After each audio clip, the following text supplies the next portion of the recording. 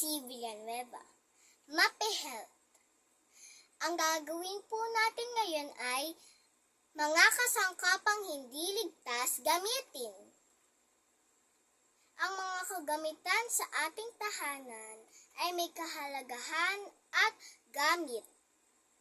Bagamat nagiging madali ang ating mga gagawin sa tulong ng mga kasangkapang ito, minsan ay nagdudulot din ito ng kapahamakan.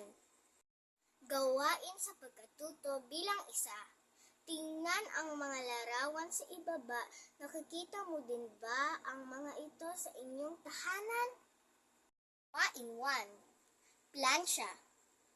Ito pa ay ginagamit ng aking mama o kaya ginagamit ng mga nakatandang mga kasama ko.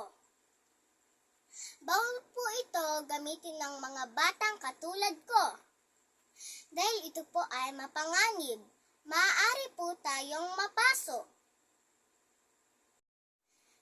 Number 2. Ito po ay shampoo. Ginagamit po natin ito sa buhok pag tayo maliligo. Hindi po ito mapanganib. Gawain sa pagkatuto bilang 2. Sasabihin kung nagbibigay ng panganib kapag hindi wasto ang paraan ng paggamit. Number 1. Posporo. Ito po ay mapanganib. Pag ginamit po ito ng mga bata, sila po ay mapapasok. Number 2. Tuklap na wire. Pag hinawakan po ito ng mga bata, sila po ay makukuryente o kaya masasaktan. Number 3. Blender. Ito po ay mapanganib. Pag hinawakan po ito ng mga bata, sila po ay masasaktan o kaya makukuryente.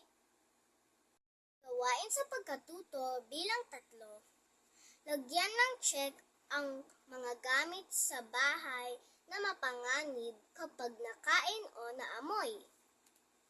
Ito po ay insecticide. Ito po ay mapanganib. Bawal po ito gamitin ng mga bata.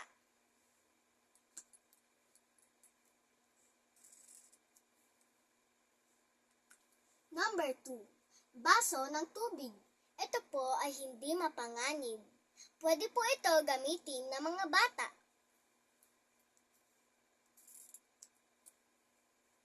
Number 3. Pamatay ng lamok. Ito po ay mapanganib. Bawal po ito gamitin ng mga bata at maamoy.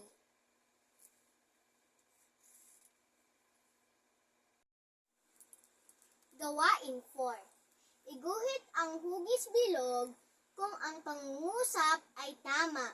Parisukat kung mali. Number 1. Maaaring paglaruan ng bata ang gunting, kutsilyo at iba pang matatalim na bagay.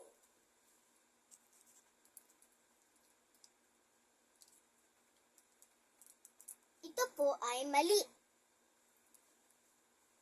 Number 2. Ang paglalaro ng posporo ay mapanganib.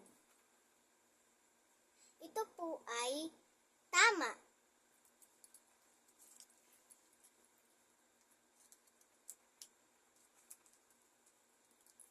Number 3. Gumagamit ng mga kasangkapang dekuryente kahit hindi alam ng magulang. Sagot po ay mali.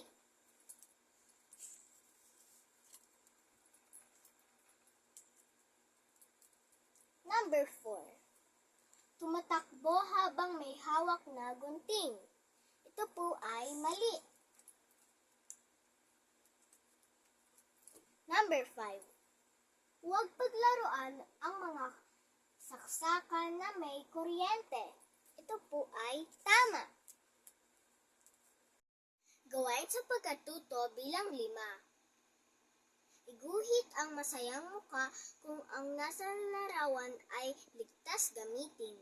Malungkot naman na muka kung hindi. Gawain 5. Number 1. Muriatic acid. Hindi po ito ligtas gamitin ng mga bata. Kaya ang sagot ko po ay malungkot na muka.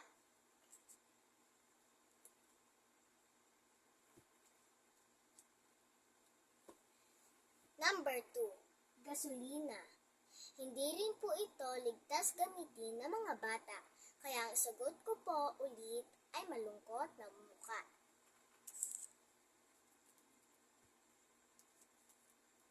Gunting.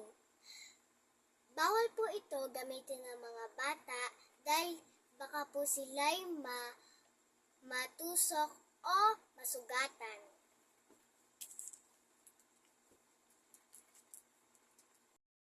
Number 4, sabon. Ligtas po ito gamitin ng mga bata. Ang sagot ko po ay happy face. Number 5, martilyo. Hindi po ito ligtas gamitin dahil po baka sila'y mapukpok ang kanilang daliri. Ang sagot ko po ay sad face. Bye-bye!